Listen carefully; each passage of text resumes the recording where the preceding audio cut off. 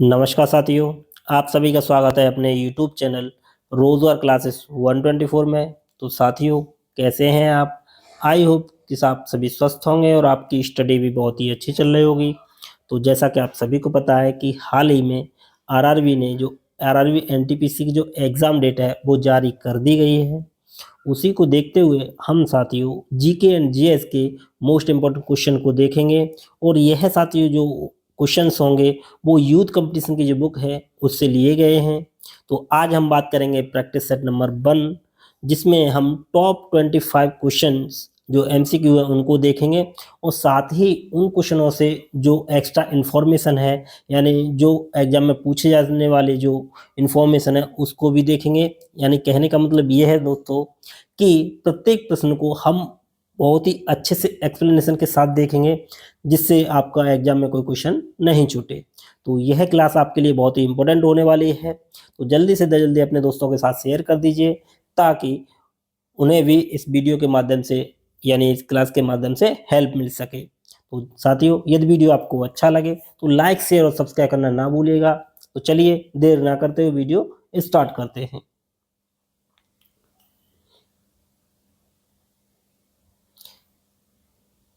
पहला क्वेश्चन देख लेते हैं।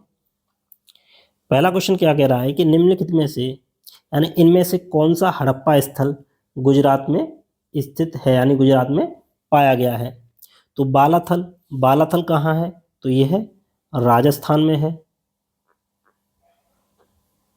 मांडा कहाँ है? तो ये साथियों जो मांडा है ये जम्मू एंड कश्मीर में है। और यह है जो सिंधु घाटी सभ्यता है, सिंधु घाटी सभ्यता का सबसे उत्तरी जो शहर है, यानी जो हड़प्पा शहर है वो है मांडा, सबसे उत्तरी स्थल। किस नदी पे है?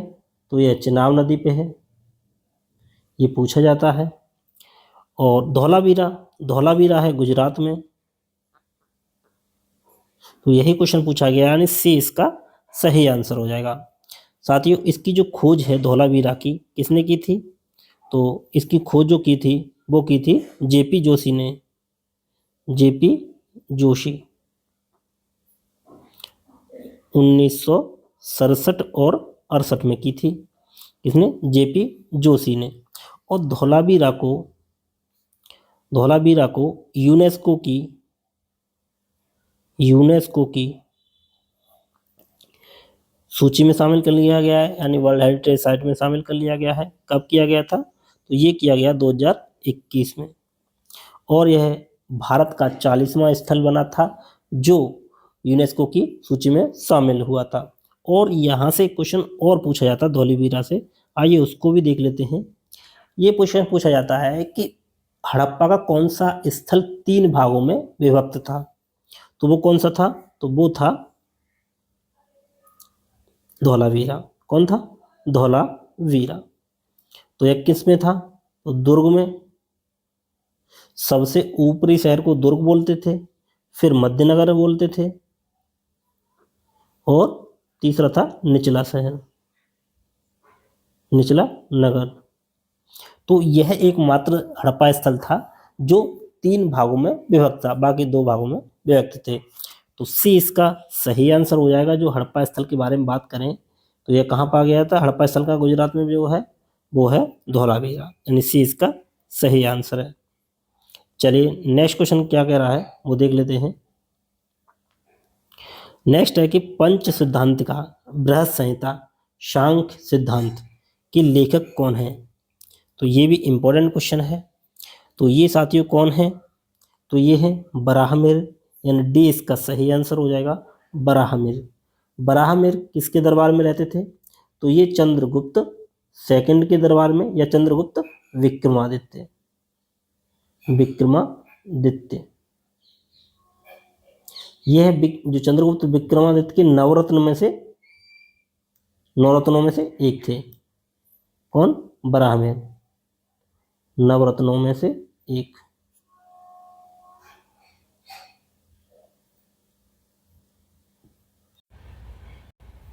तो डी इसका सही आंसर है।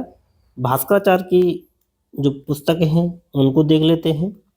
तो एक साथी ज़्यादा इम्पोर्टेंट है, वो है सिद्धांत शिरोमणि, और दूसरी है साथियों लीलावती।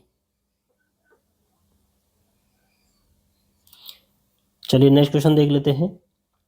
नेक्स्ट क्वेश्चन क्या कह रहा है कि इनमें से किसकी जो मृत्यु है चौगान यानी पोलो खेलते के दौरान हुई थी, यानी पोलो खेलते समय निम्न में किसकी मृत्यु हो गई थी। तो ये हो गई थी साथियों कुतुबुद्दीन ऐबक की, यानी ए इसका सही आंसर है। घोड़े से गिर के चौगान खेलते समय घोड़े से गिर के कुतुबुद्दीन ऐबक की मृत्यु हो गई थी। अब बात करें कुतुबुद्दीन ऐबक की, तो कुतुबुद्दीन ऐबक कौन था साथियों, तो ये मोहम्मद गौरी का गुलाम था।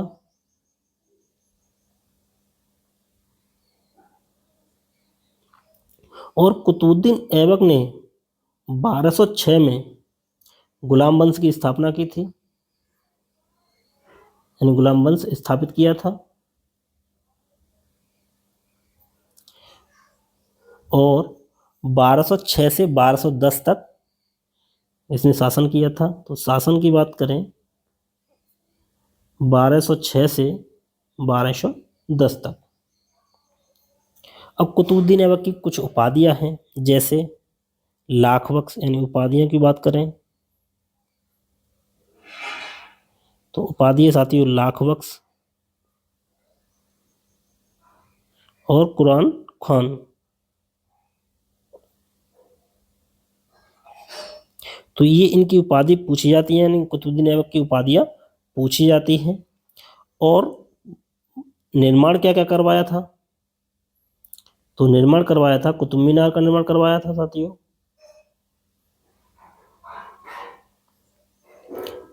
और 2.5 दिन का झोंपड़ा बनवाया था।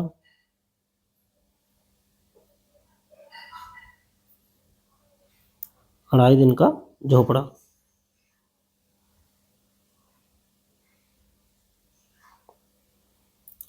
तो ये इसका सही आंसर है। चलिए बात करते हैं नेक्स्ट क्वेश्चन की। नेक्स्ट क्वेश्चन क्या कह रहा है कि अंग्रेजी ईस्ट इंडिया कंपनी को नाम से भी जाना जाता था, यानी अंग्रेजी ईस्ट इंडिया कंपनी को एक अन्य नाम से भी जाना जाता था, वो क्वेश्चन में पूछा गया है। तो उसको क्या बोलते थे साथियों, जॉन कंपनी, यानी बी इसका सही आंसर है, जॉन कंपनी। चलिए नेक्स्ट क्वेश्चन की बात करते हैं। नेक्स्ट कह रहा है कि 1505 में भारत के पहले पुर्तगाली वायसराय द्वारा किस किले का निर्माण कराया गया था। तो जो भारत के पहले पुर्तगाली जो वायसराय था वो कौन था, कौन सा साथियों, Francisco de Almeida. Francisco de Almeida.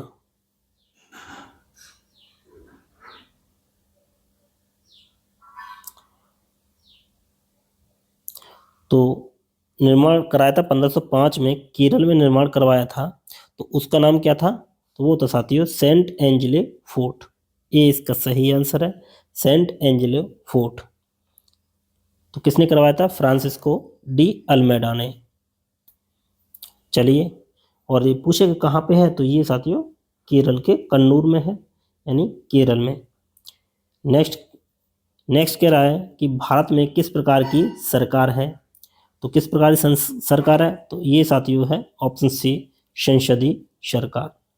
क्या है, संसदीय सरकार, यानी जो कार्यपालिका है और जो विधायिका है ये एक दूसरे से परस्पर संबंधित रहते हैं। और बात करें संसद में कौन कौन आते हैं, तो संसद में आते हैं राज्यसभा, लोकसभा और राष्ट्रपति। यानी जो संसद बनी हुई होती है वो 3 अंगों से बनी होती है, राष्ट्रपति, लोकसभा और राज्यसभा से। चलिए नेक्स्ट क्वेश्चन देखते हैं।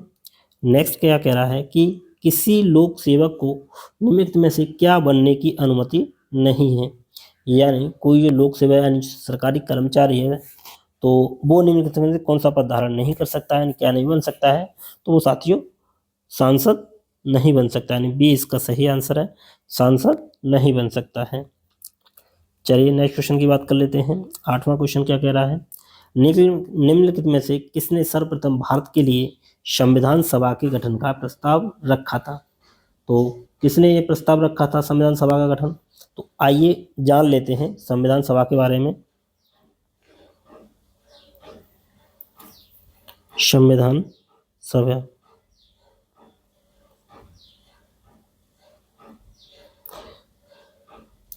तो साथियों, सबसे पहले जवाहरलाल नेहरू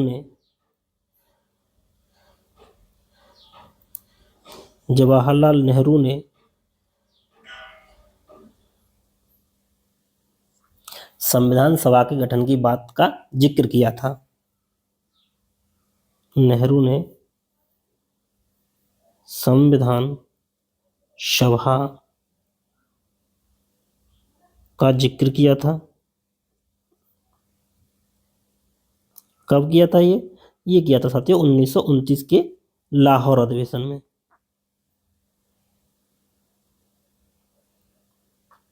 इन्होंने केवल जिक्र किया था, कोई औपचारिक मांग नहीं थी। लेकिन औपचारिक रूप से बात करें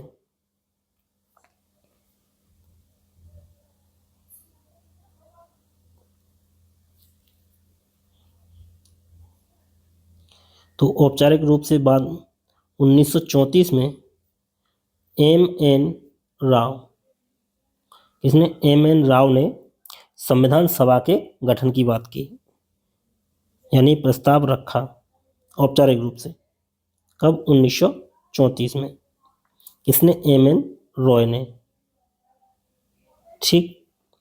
और साथियों, इस प्रस्ताव को 1942 में किसने स्वीकारा था? तो ये स्वीकारा था, यानी स्वीकार जो किया था वो कैबिनेट मिशन ने स्वीकार किया था। कैबिनेट मिशन ने 1942 में। लेकिन कैबिनेट मिशन ने इसको स्वीकार किया था, लेकिन जो गठन हुआ था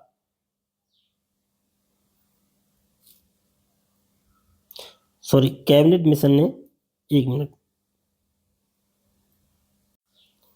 स्वीकार 1942 में हो गया था, लेकिन कैबिनेट मिशन ने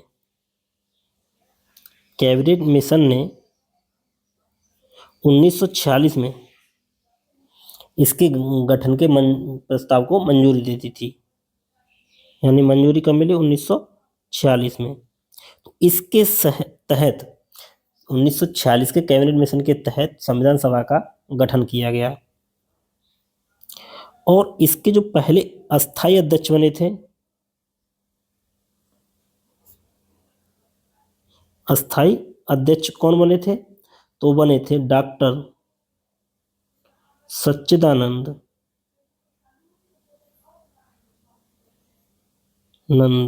सिन्हा। ये पहले अस्थायी अध्यक्ष थे। लेकिन पहले स्थायी अध्यक्ष की बात करें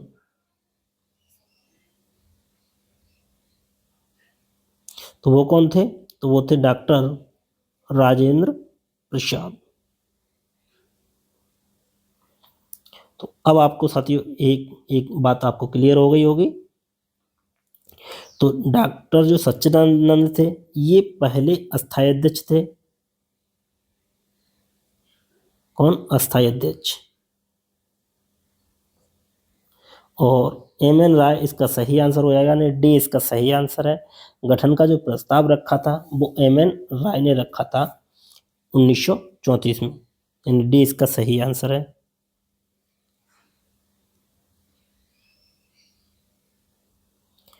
चलिए नेक्स्ट क्वेश्चन क्या कह रहा है? नेक्स्ट कह रहा है कौन सा कथन सही है?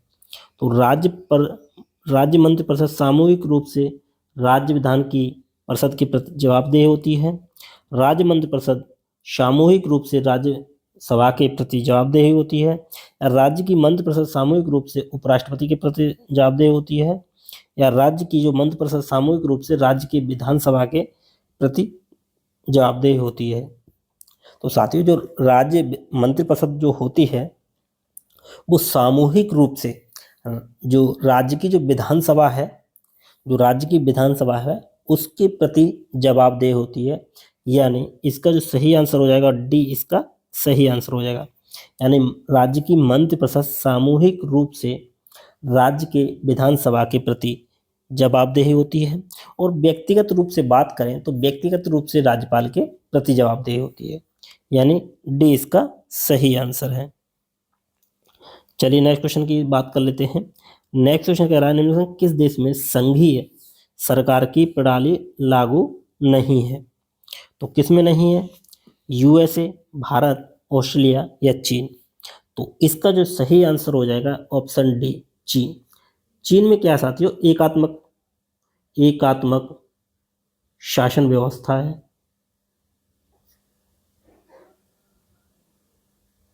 और एकात्मक शासन व्यवस्था ये कहाँ कहाँ है? तो ये चीन में है, जापान में है, फ्रांस में है और यूके में है। तो डी इसका सही आंसर है। चलिए नेक्स्ट क्वेश्चन की बात कर लेते हैं। नेक्स्ट है गैस, धूल और अरबों सितारों का एक विशाल संग्रह क्या कहलाता है? तो ये साथियों जो धूल, गैस और जो स्टार्स होते हैं यानी सितारे होते हैं, उनके समूह को क्या बोलते हैं? तो उनके समूह को बोलते हैं आकाश गंगा। तो बी इसका सही आंसर है, आकाश गंगा। और जो अपनी पृथ्वी की जो समीप जो आकाश गंगा है उसको क्या बोलते हैं?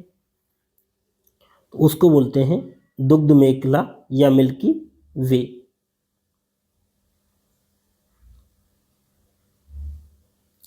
अपनी पृथ्वी की आकाशगंगा, ठीक। तो बी इसका सही आंसर है। नेक्स्ट बात करते हैं गंगा के मैदानी इलाकों में डैश कौन सी मिट्टी होती है? तो ये साथियों कौन सी मिट्टी होती है? तो वो होती है कछारी मिट्टी, यानी सी इसका सही आंसर है, कछारी मिट्टी। अब कछारी मिट्टी को क्या बोलते हैं? तो इसको बोलते हैं जलोढ़ मृदा या मिट्टी। काली मिट्टी की बात करें तो काली मिट्टी साथियों ये रेगुर मिट्टी भी बोलते हैं इसको, रेगुर मिट्टी, यानी सी इसका सही आंसर है। और यह जो कछारी मिट्टी है यह उर्वरा की शक्ति से देखें तो इसमें सर्वाधिक होती है, और इसमें मक्का, गेहूं, तिलहन इत्यादि फसलें होती हैं। तो सी इसका सही आंसर है, कछारी मिट्टी। चलिए नेक्स्ट क्वेश्चन की बात कर लेते हैं। नेक्स्ट है कि ग्रेनाइट किसका एक उदाहरण है? तो ग्रेनाइट किसका एक उदाहरण है? तो ये साथियों किसका उदाहरण है? ऑप्शन सी, आग्नेय चट्टान का। आइए चट्टानों का भी एक जो क्वेश्चन बन सकते हैं वो देख लेते हैं। चट्टानें कितनी होती हैं साथियों? कितने प्रकार की? तो चट्टानें होती हैं 3 प्रकार की, आग्नेय, अवसादी और रूपांतरित। रूपांतरित जो चट्टानें होती हैं वो सबसे कठोर होती हैं, सबसे कठोर चट्टानें। और जो आग्नेय चट्टानें जो होती हैं वो जीवाश्म रहित होती हैं।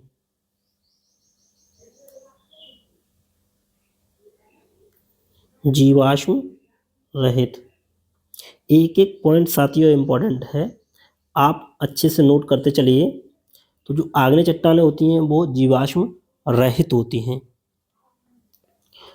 अब इनका जो आग्नेय चट्टानों से जो रूपांतरित होता है, जो रूपांतरित सेल होती हैं, आइए उनको देख लेते हैं कि आग्नेय चट्टान में इससे क्या बनता है रूपांतरण होने के बाद। तो आग्नेय में देखते हैं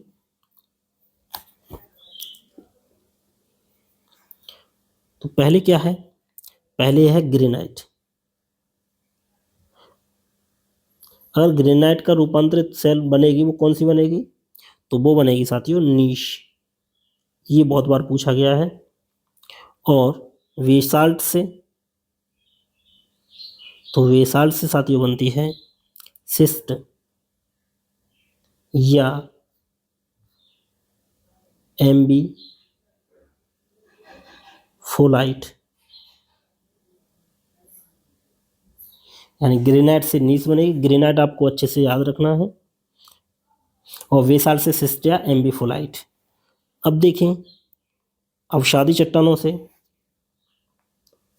तो अवसादी चट्टानों की बात करें तो इसमें साथियों जो सेल होती है उससे स्लेट बनती है। चूना पत्थर से,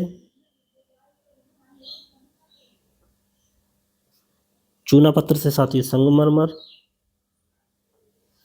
संगमरमर। और बालू का पत्थर,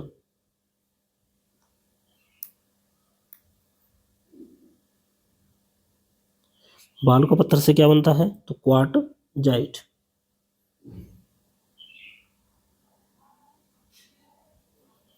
और नेक्स्ट है कांग्लोमरेट,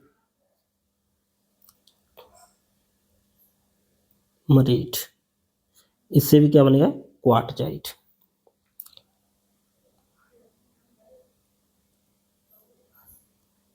अब देख लेते हैं जो रूपांतरित चट्टानें हैं।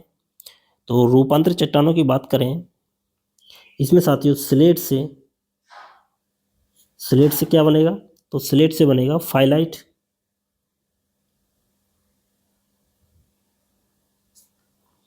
और फाइलाइट से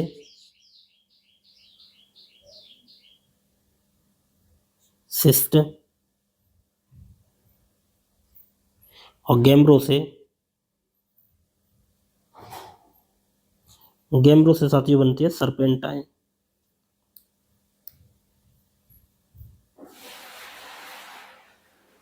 सरपेंटाइन।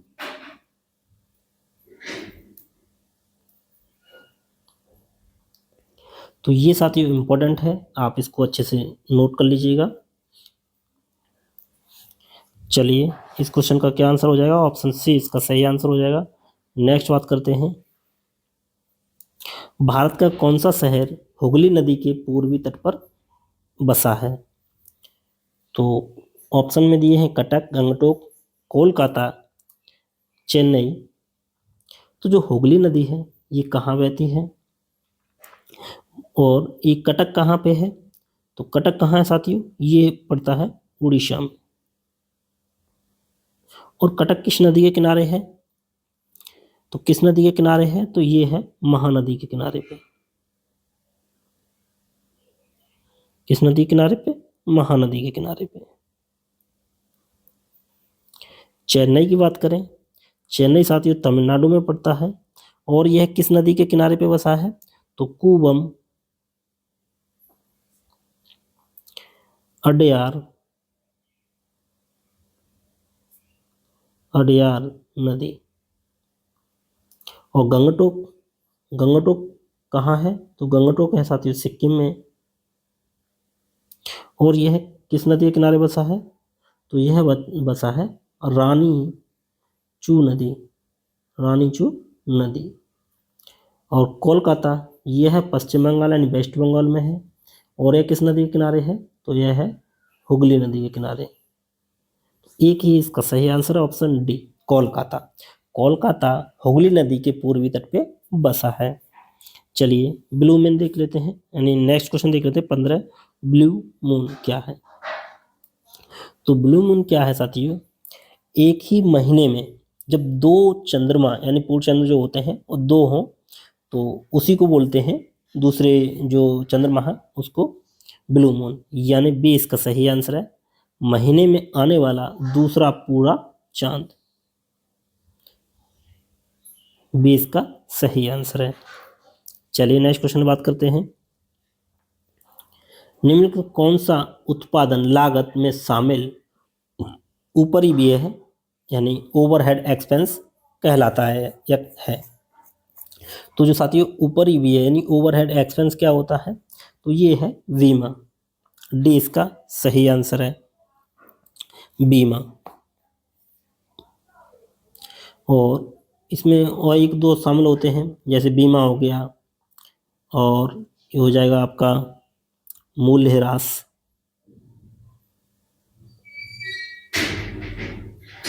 और रख रखाव का जो भी होता है। तो ये आ जाएगा ऊपरी व्यय यानी ओवरहेड एक्सपेंस में। चलिए नेक्स्ट क्वेश्चन की बात कर लेते हैं। अर्थशास्त्र में औसत उत्पाद की अनुपात यानी भागित श्रम, यानी औसत उत्पाद जो फाइंड किया जाता है वो श्रम में किसका भाग दें, यानी श्रम का किस में भाग दें तब हमारा औसत उत्पाद, तो ये होता है साथियों सीमांत उत्पाद, मार्जिनल प्रोडक्ट। क्या होता है? सीमांत उत्पाद, सॉरी ये आपका टोटल प्रोडक्ट होता है, कुल उत्पाद होता है, सीमांत उत्पाद नहीं। यानी इसका जो यहाँ आएगा क्या, कुल उत्पाद, कुल उत्पाद। डी इसका सही आंसर है। चलिए नेक्स्ट क्वेश्चन देख लेते हैं। नेक्स्ट क्वेश्चन क्या है? जब मार्जिनल प्रोडक्ट यानी सीमांत उत्पाद औसत उत्पाद से अधिक रहता है तब एक औसत उत्पाद रहता है। तो जब साथियों जो सीमांत उत्पाद है वो औसत उत्पाद से अधिक हो जाएगा तो क्या है, जो औसत उत्पाद जो है बढ़ता रहेगा, यानी बी इसका सही आंसर है, बढ़ना जारी रहेगा। तो बी इसका सही आंसर है। चलिए नेक्स्ट क्वेश्चन देखते हैं। कर्नाटक, तेलंगाना और आंध्र प्रदेश में गुड़ी पड़वा त्योहार किस अन्य नाम से भी जाना जाता है? तो कर्नाटक, तेलंगाना और आंध्र प्रदेश में जो गुड़ी पड़वा त्योहार है ये किस नाम से जाना जाता है? तो ये जाना जाता है उगादि या युगादि। डी इसका सही आंसर है, उगादि या उगादि, युगादि। ठीक, डी इसका सही आंसर है। चलिए नेक्स्ट देखते हैं। किस भारतीय राज्य में 1 अप्रैल को उत्कल दिवस मनाया जाता है? तो ये किस मनाया जाता है? तो ये मनाया जाता है साथियों Orissa,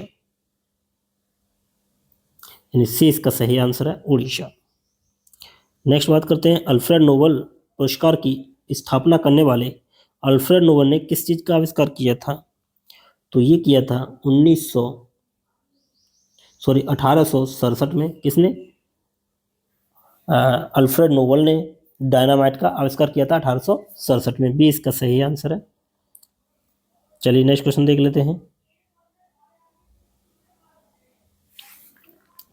next, international court of justice का हेडक्वार्टर कहाँ है? तो साथियों ये कहाँ पे है? तो ये है द हेग में, यानी डी इसका सही आंसर है, द हेग। और ये कहाँ पे है? ये है नीदरलैंड में। और इसकी जो स्थापना हुई थी वो 1945 में हुई थी।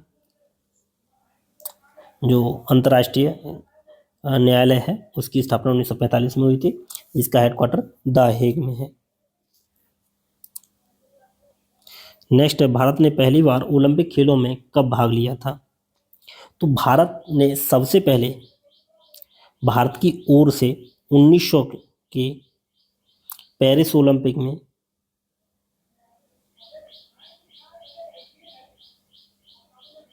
ओलंपिक खेलों में भाग लिया था 1900 में पहली बार। ठीक है, और भारत की तरफ से कौन गए थे? तो ये साथियों आंग्ल भारतीय नॉर्मन प्रिचर्ड, आंग्ल भारतीय, इनका नाम क्या था? Norman Pritchard. लेकिन सन 1920 की बात करें तो भारत की जो है भारत की तरफ से पूरी टीम गई थी।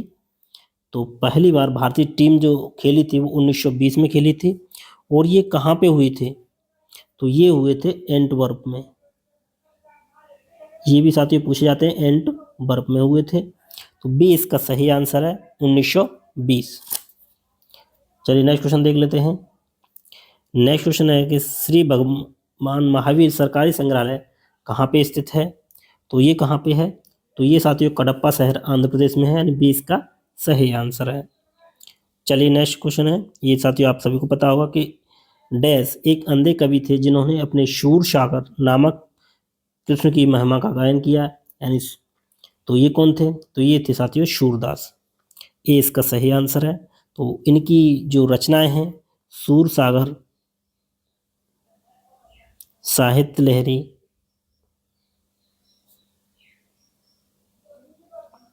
और शूर सारावली, सारावली। तो ए इसका सही आंसर हो जाएगा।